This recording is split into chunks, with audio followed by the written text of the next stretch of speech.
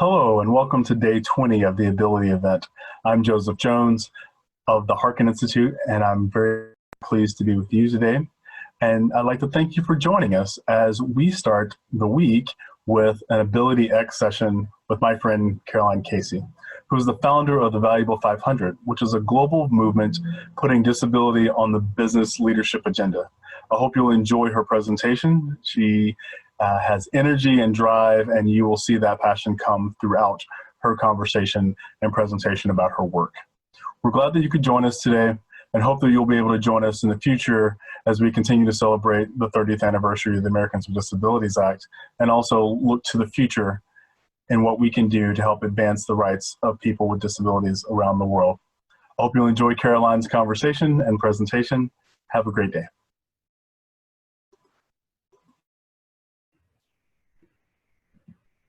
Good morning, everyone. My name is Katherine Johnson from St. Cloud State University, Department of Special Education and Confucius Institute.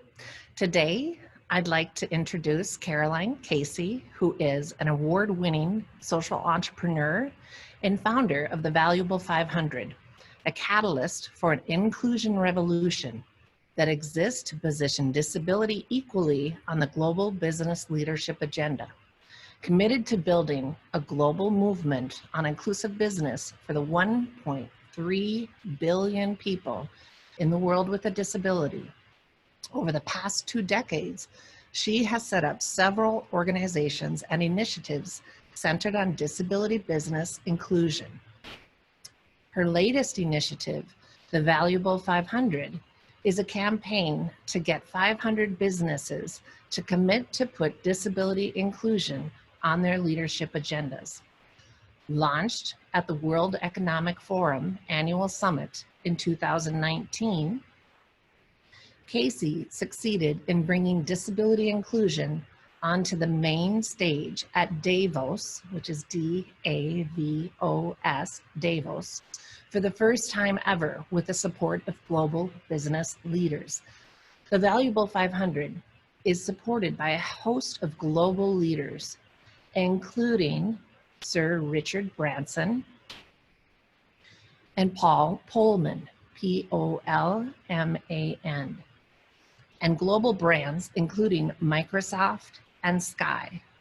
Casey is also a TED speaker, a Ashoka Fellow, an Eisenhower Fellow, a past advisor for the Clinton Global Initiative, a One Young World Counselor, and is a young global leader of the World Economic Forum. And so I was able to meet Caroline Casey at the Zero Project in Vienna. She has served as the moderator and conference facilitator ever since the Zero Project began their conferences.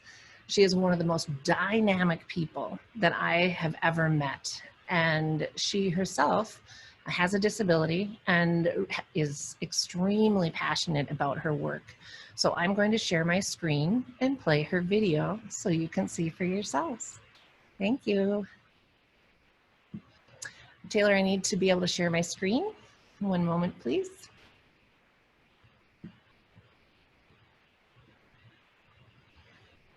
So I hope everyone is doing well on this Monday morning. I'm up in northern Minnesota where it's a bright, beautiful day. And 1 second. You should be good, Kathy. Okay. Thank you. All right. Are we good, Taylor? Yes. Okay, here we go. Let us go full screen and go. Good morning, good afternoon, or good night. I'm not sure what time it is with you, but hello from Ireland. Can I just say, it's about as difficult to have a uninterrupted attempt at a online talk without the dogs, the mowing machines, the doorbell going, as it is to get disability on the leadership agenda. So fingers crossed, we're going to get through this without any interruption. And if we do, that'll be part of the entertainment. I also come with a bit of a health warning. I I'm a digital introvert, and I think this is the second time that I've tried to do a talk to camera when there's nobody else in the room. And because of my severe visual impairment, I can't see my face, which is probably just as well. But also, I always think one of my superpowers for not seeing very well is that I can feel things. I can't feel anybody around. So apologies if I don't do a good job. But that aside, I just want to say thank you. There's no way I wasn't going to be part of the ABILITYx speaker series.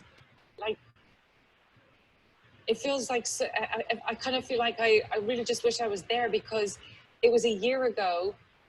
I was in Washington meeting Andy Imparato and many of the leaders from the disability community, and trying to understand from them what they wanted from the CEOs from the Valuable 500.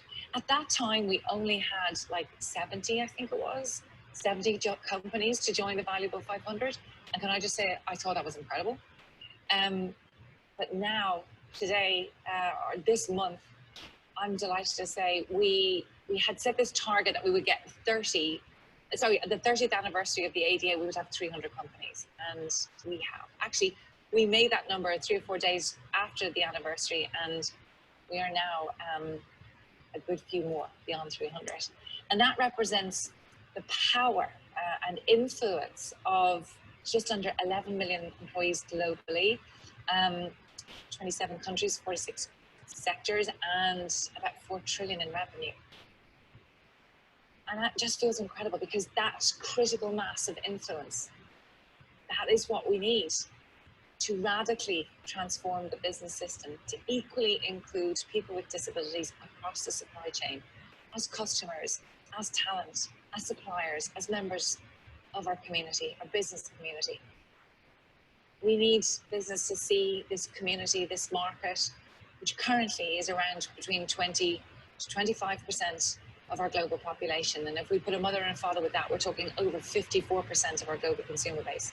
We want business to see our value. We don't want disability to be on the edges of the diversity and inclusion agenda anymore. So I'm going to just tell you a little bit, I've been asked to tell you a little bit about the history of the Valuable 500 and then where it's going. And it is going somewhere. So we started this. I've been carrying this dream around for, I think, since 2007, when I first came over to meet Judy Heumann and John Kemp and Andy Imparato. I had this burning ambition or insane idea to have this global campaign. I wanted to do a global campaign so that we could get disability on the business leadership agenda, because that's what I saw was the missing piece. I'm now 20 years in this space of disability business inclusion. I mean, look at the lines on my face. But in 2007, I was like, having been in this space a long time, what it felt like then, it was just like, why are we not seeing the accelerated change? You know, I just couldn't understand it. Like, we had some brilliant pockets and examples of best practice all around the world.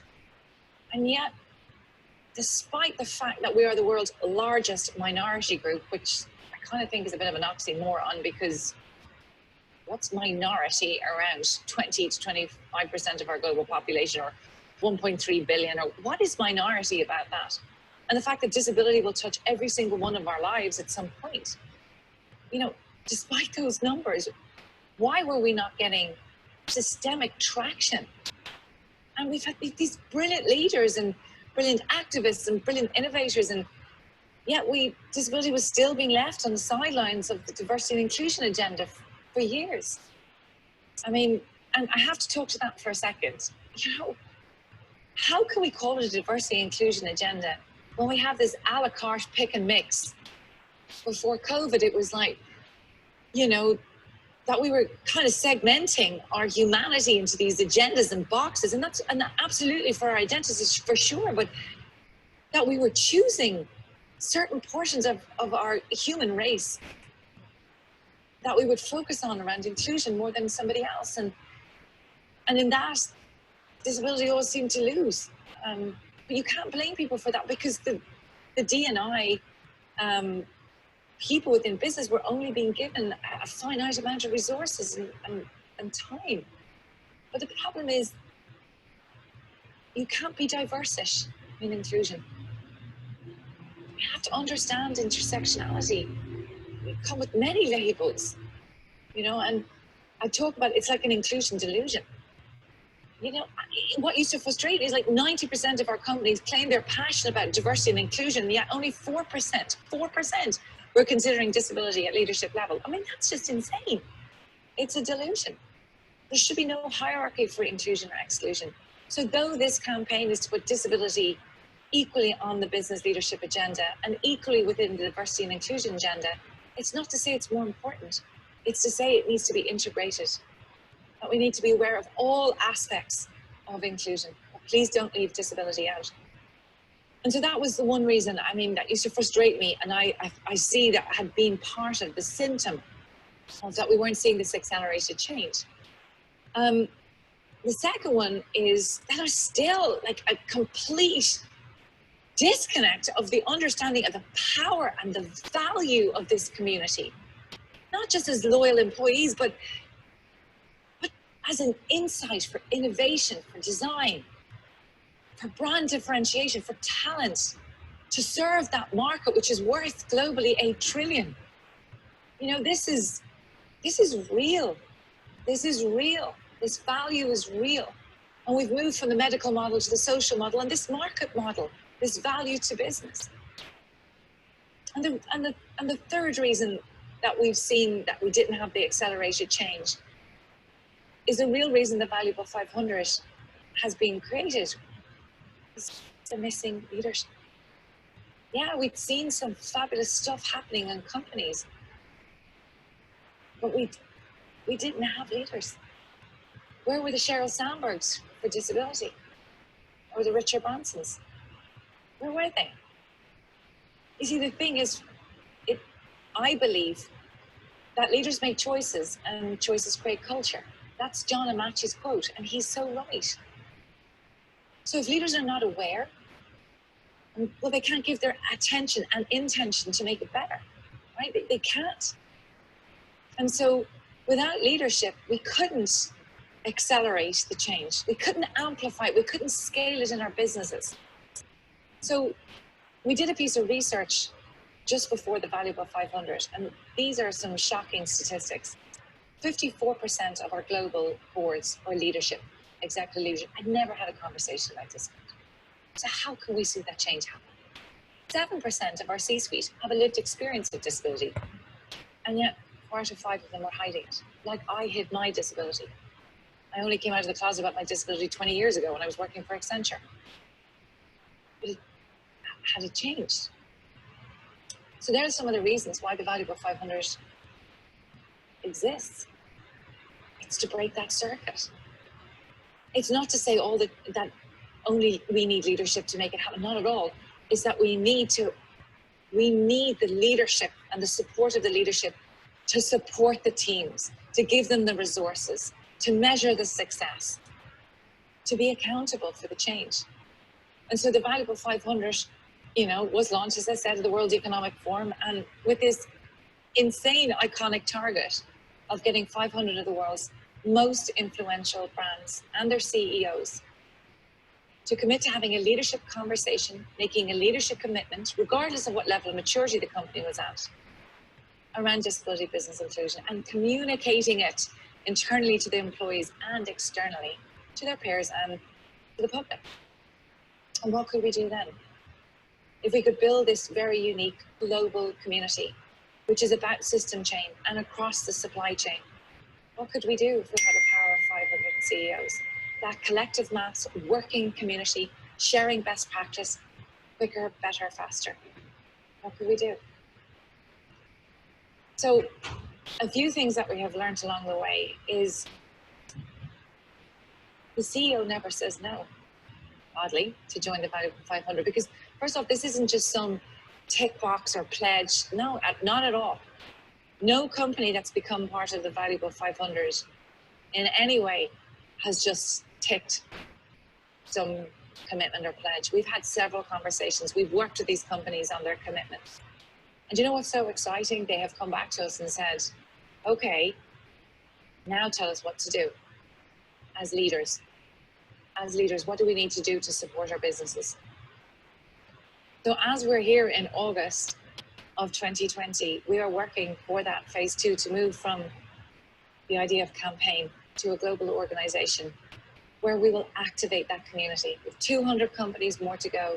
And you know, when you've got that power of 500 CEOs in those companies, then we're going to use their influence and their networks and their power to activate the change that we want, both for internal drivers into their organizations as leaders and external drivers.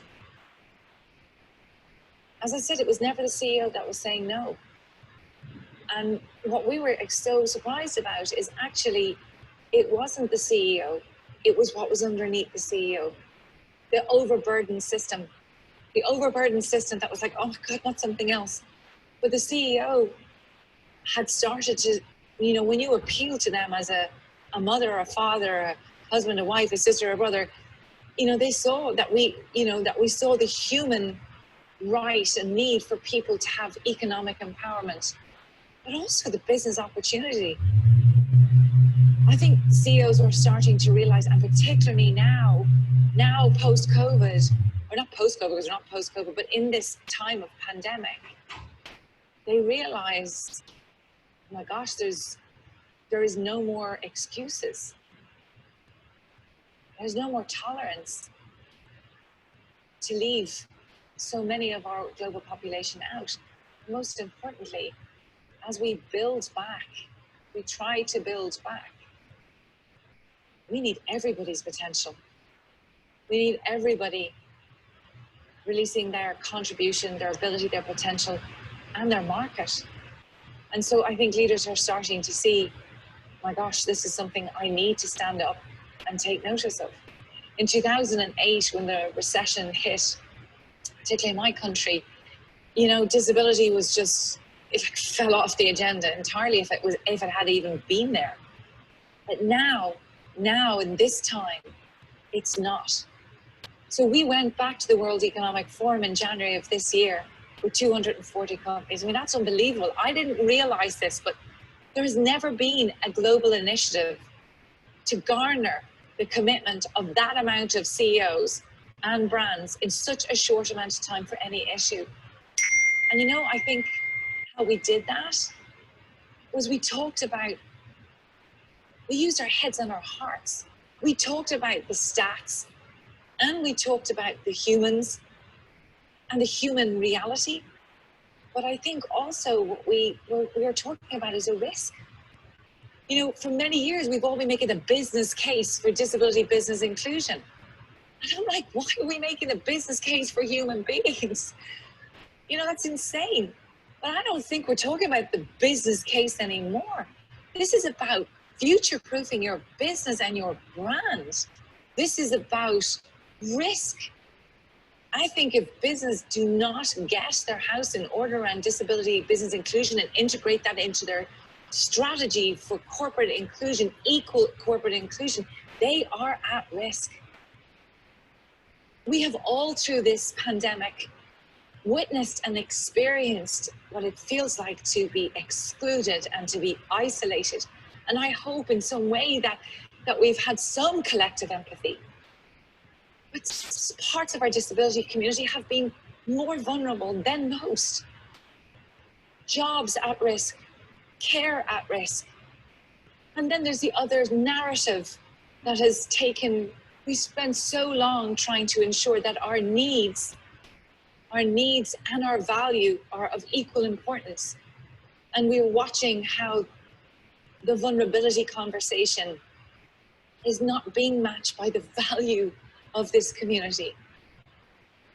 But so since Davos, we had 240, and now we have a further 65 companies, and they came during this period of the pandemic. And so I guess what I really want to say now is there has never been a better time. There's a dialed up awareness, this yearning for belonging, regardless of how we turn up and what identity that we have and or multiple identities. There's an insistence that young generation are insisting upon. There's no tolerance for pick and mix inclusion. We're not wanting to be here to be accepted, but we want to belong as our unique and beautiful selves. And businesses and brands are starting to hear that. What they could turn an eye to before, or shoulder their back to before and say, well, I didn't know. They know now. You can't unknow what you know. And we have seen not only huge exclusion and isolation, but we are hearing the voice. And that voice is loud, and businesses are stepping up.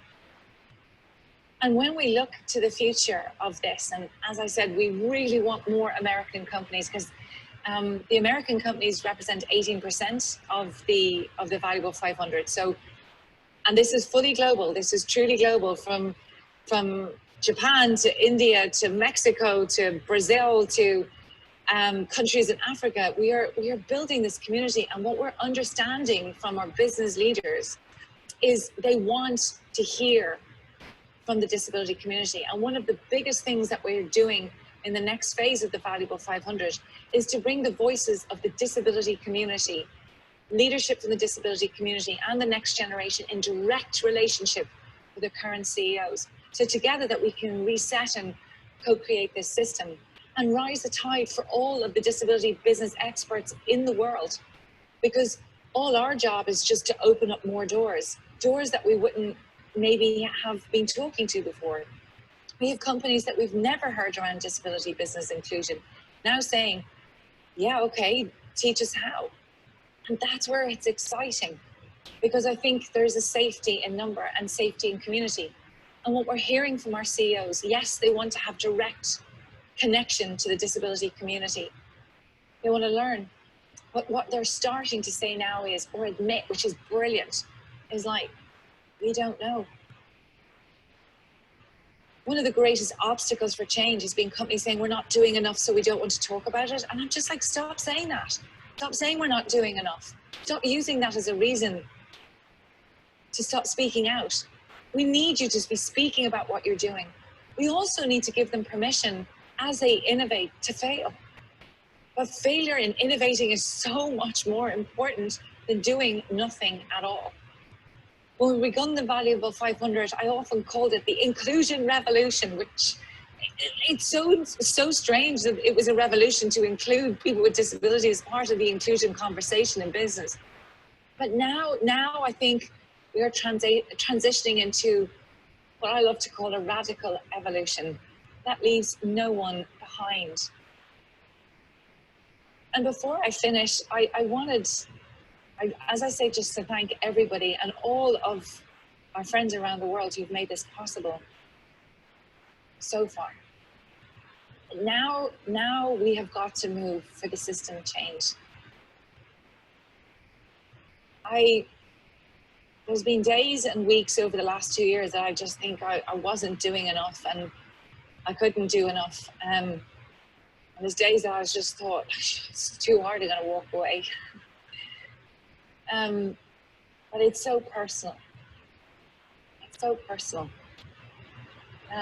Not because I myself, have a lived experience of disability, but it's personal because I want to be part of this reset and rebuild now.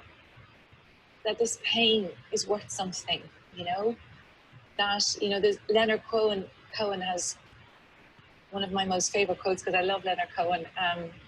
It's the cracks where the light gets in. We have to make this pandemic worth something. We have to. We have to build back inclusively. Our economic recovery cannot happen without disability business inclusion. It can't happen without this market. It can't happen without this swathe of innovation. Difference and different lived experience is the source of great magic. It's the source of great opportunity. It's a source of brand differentiation. And I think businesses are starting to hear that. For many years, we used to look to Apple and say, look, this is a company, first company in the world to trigger 1 trillion. Right at its core was universal design. Steve Jobs' obsession about beautiful design, beautiful products for everyone. And it proves it. right at its DNA. And look at the success of this company. Let's look at Netflix, you know, how it has now started to do disability content. It's not doing that because it's worthy or a good thing to do. It's doing it to capture a market, and they put Crick Camp, which is amazing. They're doing that to differentiate themselves. There is a war on talent for sure. There's a war on innovation.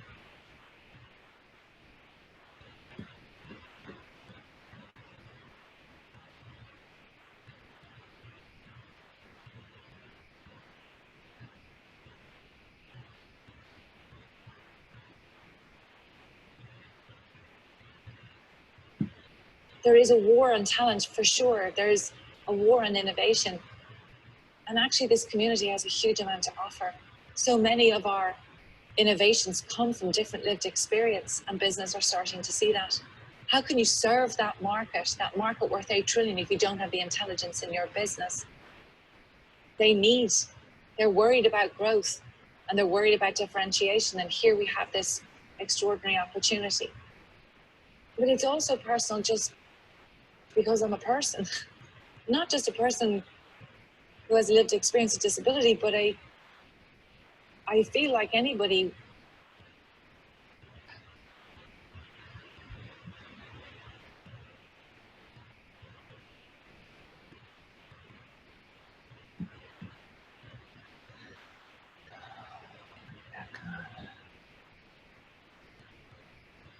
So sorry.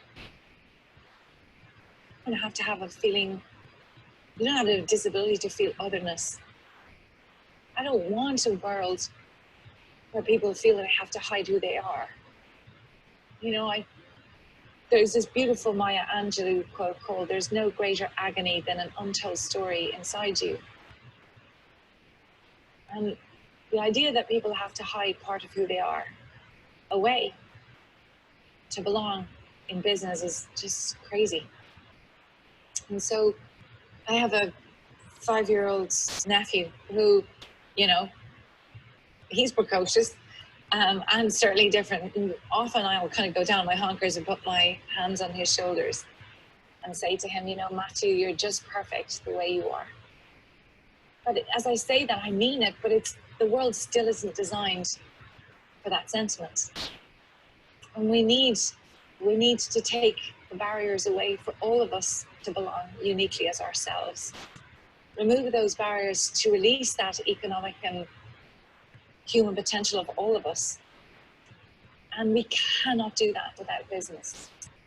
And somehow, finally, those leaders are listening. It started with one leader in Paul Pullman, the CEO of Unilever. And now we have over 300. Can you imagine what we can do with that? By January, we'll hopefully have 500. Actually, I hope that we have more. But 500 is a tipping point for change. But together in collaboration across the world, that we can do that together. And it's time. It's time. I can't imagine, I don't want to imagine that we're having this same conversation in 5 years' time, let alone in 10. When I think about, and when you watch Crick Camp and you know, you think about 30 years from the ADA, what can we do in 3 years from now? What can we do with these global companies and their commitments and hold them to account and do this together? I want to finish by saying I wouldn't be sitting here with the valuable 500 without a very important event in my life that made it happen. You know, as I said, I've been carrying this dream around since 2007.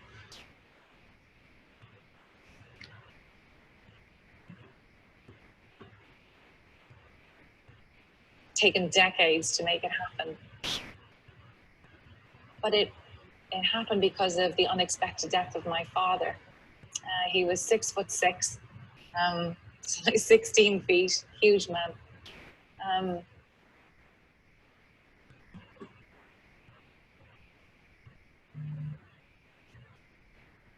He died very unexpectedly at the end of 2016.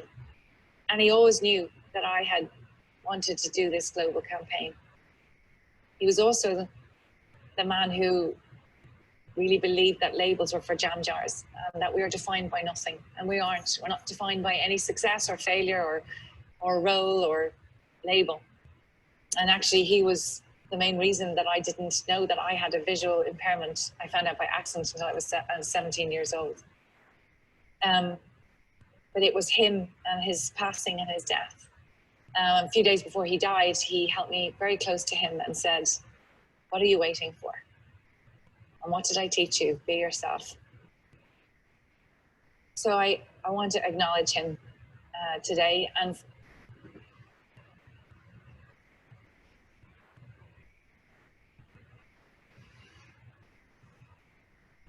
for the Valuable 500, because it kind of gave me the fuel, you know, that grief gave me the fuel and the energy to find the fabulous tribe of hundreds of people around the world to make this happen.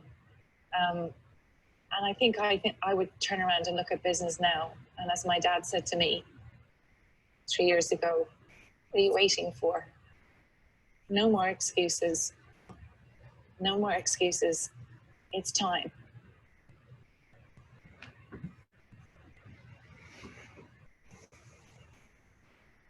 Because this is not about them. This is about us. It's about all of us, and creating a world where we all belong and where we all have the chance to reach our potential. So I am so sad I'm not there.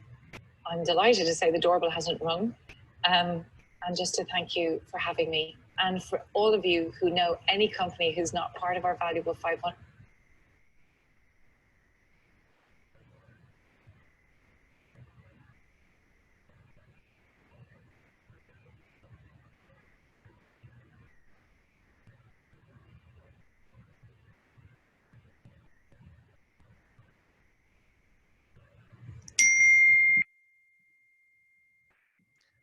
Okay, I am going to please come get in back on. touch. We want as many of American companies to join us on that journey, and we only have, it's just under 200 seats left. Take care, and thank you for listening. Okay, Taylor, can I turn my screen back on, please?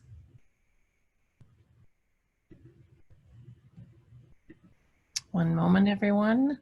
My apologies for the delays in that video as we went on. I'm still not able to turn on my video.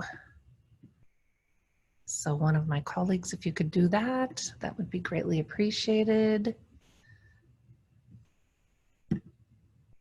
Still unable to start my video.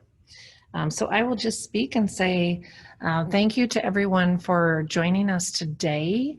And we have a wonderful opportunity. Here I am, I hope. We have a wonderful opportunity to hear more about the Zero Project conference, which we'll be hearing from Martin Essel, the founder of that, tomorrow. So please join us tomorrow for that. If you're interested in learning more about Caroline Casey and the work of the Valuable 500, I strongly encourage you to go to her website, which is simply valuable500.com, and it has all of the businesses that are currently affiliated with the Valuable 500, and there's a whole list of them on the webpage. And then again, as Caroline was stating at the very end of her video, if you know someone in business, Caroline is looking to reach her goal by January 2021 to have 500 companies. And so the 500 companies commit to not just hiring people with disabilities, but have people with disabilities in leadership roles. And I think that's where the change will happen. So I'm so thankful Caroline was able to join us. And I appreciate everyone being here today. It's a beautiful day in Minnesota, so wherever you are in the world, go out and enjoy, and we will talk to all of you tomorrow at our next session. Thank you, and thank you to our interpreter. Thank you for your flexibility. Appreciate that. All right, everybody, have a great day.